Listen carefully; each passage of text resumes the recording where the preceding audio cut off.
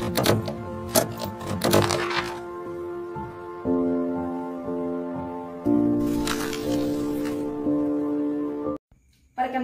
nama saya Nanang Damanik. Saya dari HK17C. Sebelumnya saya ucapkan terima kasih kepada Bapak Muhammad Abbas SHMH yang sudah memberikan materi tentang hukum kepailitan. Di sini ada hukum kepailitan. Nah, di sini sudah terlihat jelas ya prinsip-prinsip universal kepailitan.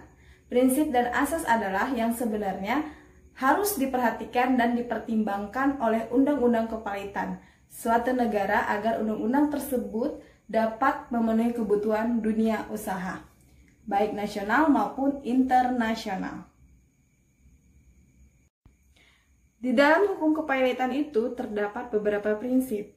Prinsip yang pertama yaitu prinsip paritas creditorum.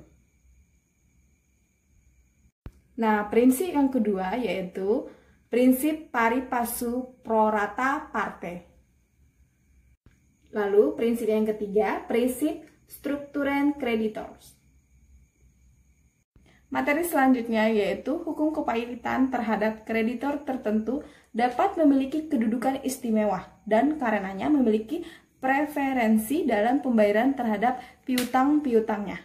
Nah, prinsip strukturen creditors adalah prinsip yang mengkualifikasikan dan mengelompokkan berbagai macam kreditor sesuai dengan kelasnya masing-masing.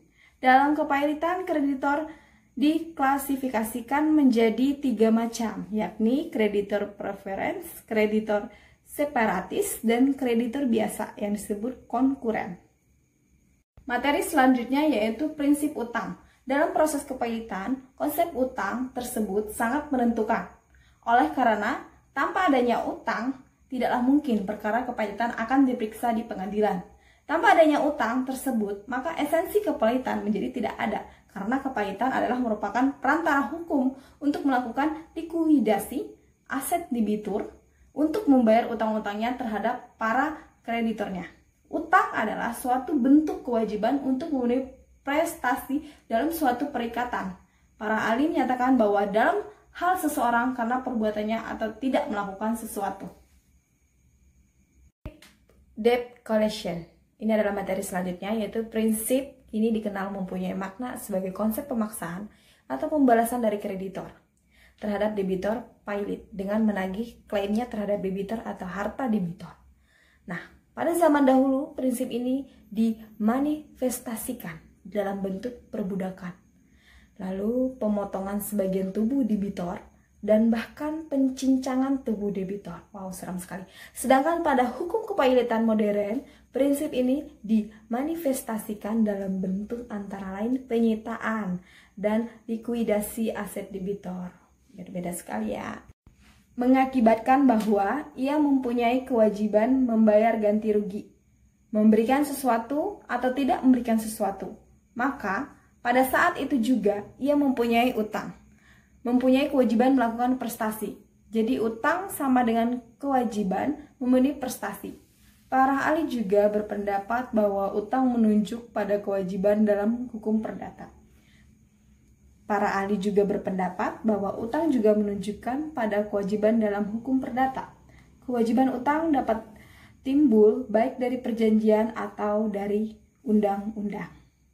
Nah, selanjutnya dengan adanya hukum kepailitan, maka dapat memberikan suatu mekanisme di mana para kreditor dapat bersama-sama menentukan apakah sebaiknya perusahaan debitor diteruskan kelangsungan usaha atau tidak, dan dapat memaksa kreditor minoritas mengikuti skema karena adanya prosedur pemungutan suara. Nah, disinilah letak prinsip debt collection dari kepailitan, yakni berfungsi sebagai sarana pemaksa untuk merealisasikan hak-hak kreditor melalui proses likuidasi terhadap harta kekayaan debitor. Tadi sudah dijelaskan beberapa prinsip, walaupun tidak semua saya jelaskan, namun dapat ditarik kesimpulan bahwasanya asas yang terkandung dalam prinsip ini adalah bahwa kepailitan pada dasarnya merupakan kesepakatan bersama antara debitor dan para mayoritas kreditornya.